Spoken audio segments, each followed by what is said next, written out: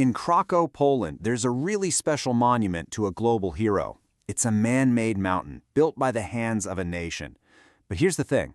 This powerful symbol of endurance is in a constant, desperate fight for its own survival. You know, if you were to see it, you'd probably just think it's a natural hill, something that's always been part of the landscape. But it's not. This huge mountain was built by people for a reason. So what is it, and why on earth is it there? Okay, so this is the Kościuszko Mound. It's a whopping 34 meters high, but that's not even the most incredible part. The truly mind-blowing thing is that it was built entirely by hand. Just try to picture that. Thousands of volunteers literally moving dirt with their own hands, bucket by bucket, to create this thing all the way back in 1823. To really get why this mound exists, you first have to understand the man it's named after. I mean, this was a figure so beloved that a whole nation decided to build him a mountain. So let's meet this hero of two worlds. So this is the guy, Tadeusz Kościuszko, and his life story is like something out of a movie, spanning 2 continents and 2 different revolutions. He was born in Poland, but in 1776 he headed over to America and became this absolutely brilliant military engineer for the Continental Army. After helping America win its freedom, he went back home to Poland and ended up leading a national uprising there. He ultimately died in exile, a true global icon in the fight for liberty. And if you want to know what kind of person he was, what he really stood for, just look at this quote from his will. He told his friend Thomas Jefferson to use all of his American money to buy the freedom of enslaved people and, in his own words, give them liberty in my name. I mean, that was an absolutely radical thing to do back then. It just shows you his commitment to freedom was way, way ahead of its time. And make no mistake, his impact was huge. In America, his engineering skill was a game changer in the huge victory at Saratoga. Then, back in Poland, he rose all the way to the top, becoming the commander-in-chief of the entire army. The man was a genuine hero, on 2 different continents. So, how in the world do you honor a man like that? Well, the answer is just as amazing as the man himself. You don't just build a statue, you build him a mountain. And this is where the story gets even cooler.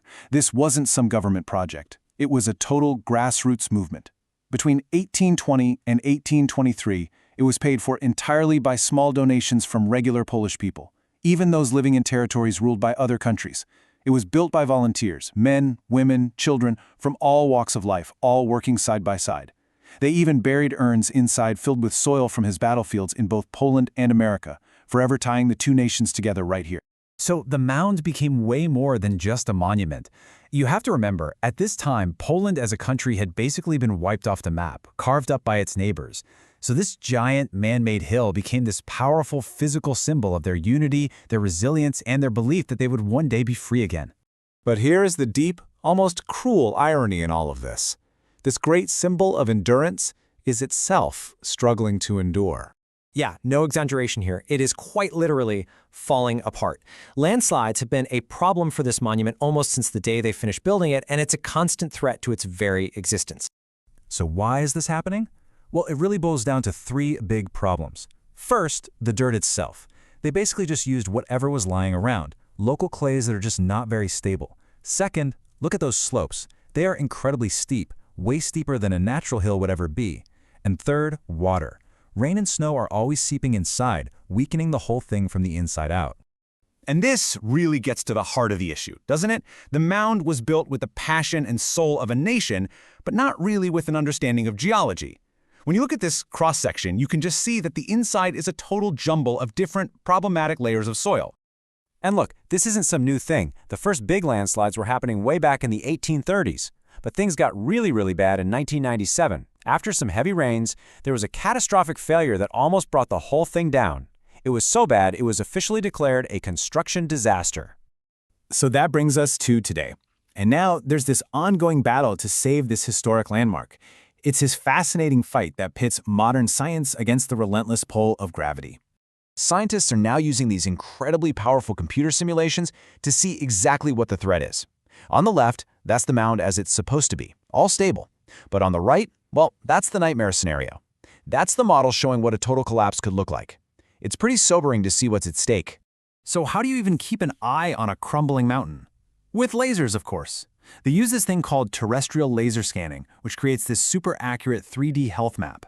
All those red and yellow spots you see, that's the map showing exactly where the surface is shifting and slipping the most. Tracking changes down to the millimeter. Now, engineers have this measurement called the factor of safety.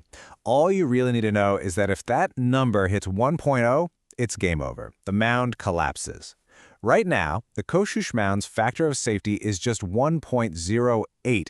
I mean, that is living right on the edge. And this is where the science just gets wild. These models can basically see inside the mound. This image shows us the maximum shear strain. That bright colored line running right through the middle, that's the model pinpointing the exact internal fault line where the next big collapse is most likely to start. It's like a CAT scan for a mountain, telling engineers exactly where the problem is. And with all that amazing data, engineers are fighting back. They're in this constant battle, using high-tech stuff like these geogrids to basically staple the soil together, putting in advanced drainage systems to get the water out, and using all that scanning for constant monitoring to keep this 200-year-old structure standing. So you have this incredible story, right? A monument built with the heart and soul of a nation, and now it's being saved by the minds and tools of science. It all leads to this really fascinating question. What does it truly take for a symbol like this, a symbol of the human spirit, to actually endure?